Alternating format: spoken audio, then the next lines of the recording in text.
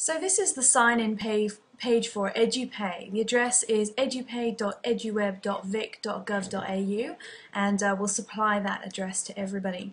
It's simply a case of signing in, and the sign-in is the same for your EduMail and your Ultranet. So Edupay, Ultranet and EduMail are all the same password now.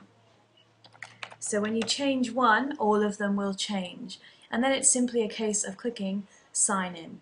When you first sign in, it will take you straight to your pay details, which lists the amount of pay you've received and the date in which it was paid. I've come up here to self-service, which is the main dashboard area for Edupay. And you'll see that you have 4 options.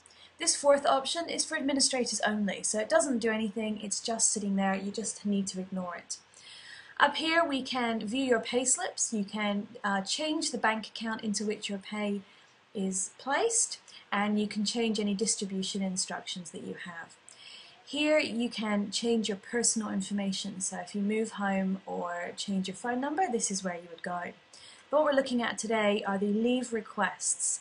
So when I click on leave request, I get 2 options. I can view the history of leave I've already had, and I can apply for leave. So let's do that now. And here's the box. I can tell it's me, my name is here.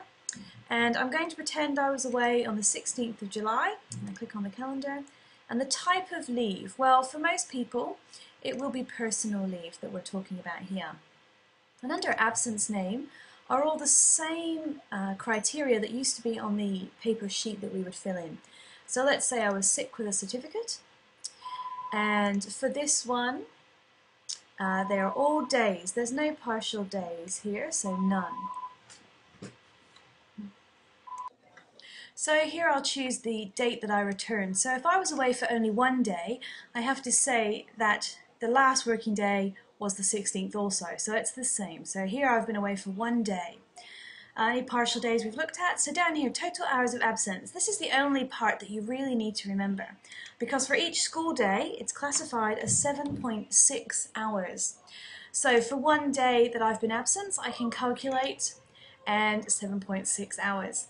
Let's just say I was away for 2 days, and the last day was the Monday.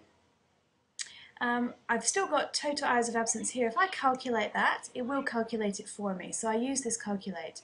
Up here it tells me how many hours I have already, and I can say forecast balance, and it will subtract these hours from my current balance.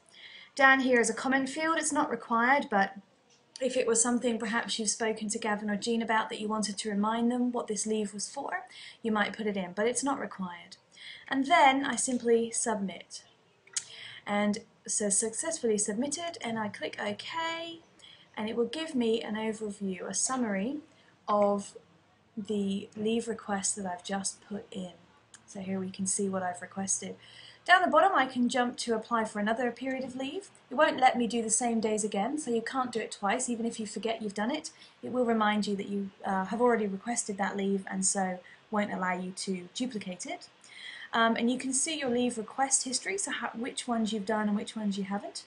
And also you can see your balance, how many hours you still have available to you. When you're done, you do just need to come up here and sign out.